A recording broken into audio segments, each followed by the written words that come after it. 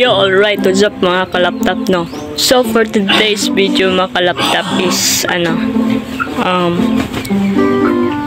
yung may ako sa inyo, may balita ako sa inyo, no? Kasi nag-breed ako ng goldfish mga kalaptop, yung goldfish na oranda natin. At kasi ito kasi mga kalaptop is naghahabulan sila, no? So, yun yung sign na parang gusto nila mag-breed.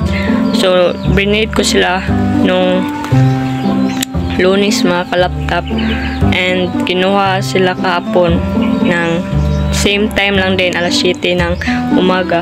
So, ngayon mga kalaptop is ipakita ko sa inyo kung successful ba yun or hindi. Or sana ay successful para madami na tayong goldfish na papadami hinaw. So, ayun, pakita ko sa inyo yung breeder natin mga kalaptop. So, let's go.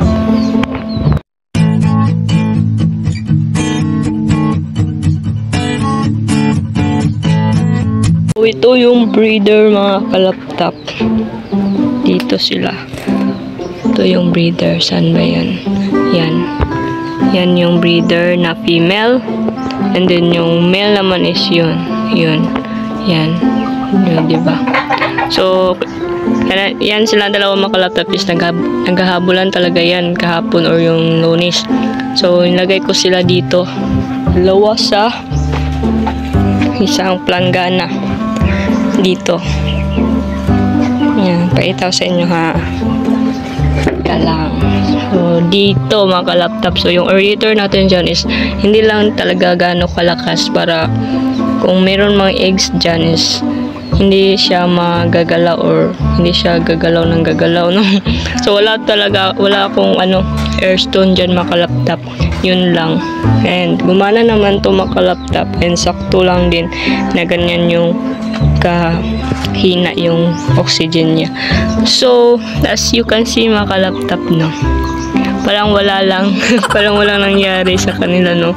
So, parang hindi pa talaga fertile yung egg ng female natin. Pero may nakikita naman ako dito na positive yung eggs nila, no? Saan ba yan? So, ito yung mga puti-puti. Yan yung mga maliit na white. Yan. Yan sila. Yan. Yung mga white na yan. And then dito pa. Saan ba yan? So, dito. Teka lang. Yan yung white din. Yung white din dyan. And dito nasa yan white. So, hindi pa ako sure mga kalaptop kung madami ba talagang itlog na na-produce yung goldfish natin. Sana is marami. Sana is marami, no? Pang dagdag ng collection natin. So, ito pa pala. Yan yung mga white na yan. Yan. So, ito lang kasi yung na-provide ko mga kalaptop, yung hornwort. Teka lang. Yung hornwort na plants mga kalaptop.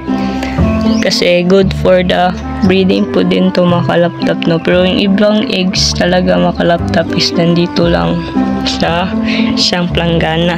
So, yun. So, nandito lang talaga yung mga eggs niya, no? And sana mga kalaptop, yung hindi man natin nakita ngayon is makikita natin pag namisa na yung eggs talaga.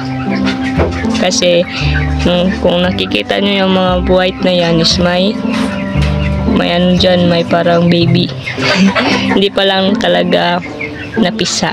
So, hintayin natin yung araw mga kalaptop na mamisa sila, no? So, yun yung update sa pag-breeding natin ng goldfish. So, successful yung pag-breed natin ng goldfish mga kalaptop. So, kung gusto nyo din mag-breed mga kalaptop, pwede nyo naman panoorin yan sa YouTube.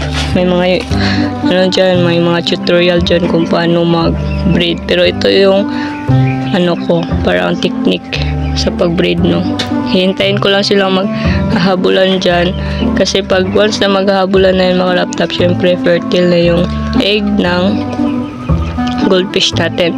Pero kasi yung first breeding ko na goldfish na breed ko nung Lunes Makalaptap is yung first breeding ko is madami talaga siyang egg na produce. Hindi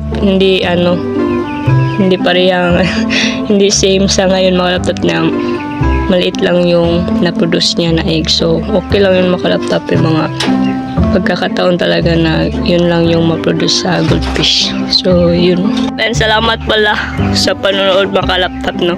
Sana is excited din kayo sa pag mamisa na yung itlog ng goldfish natin, no, para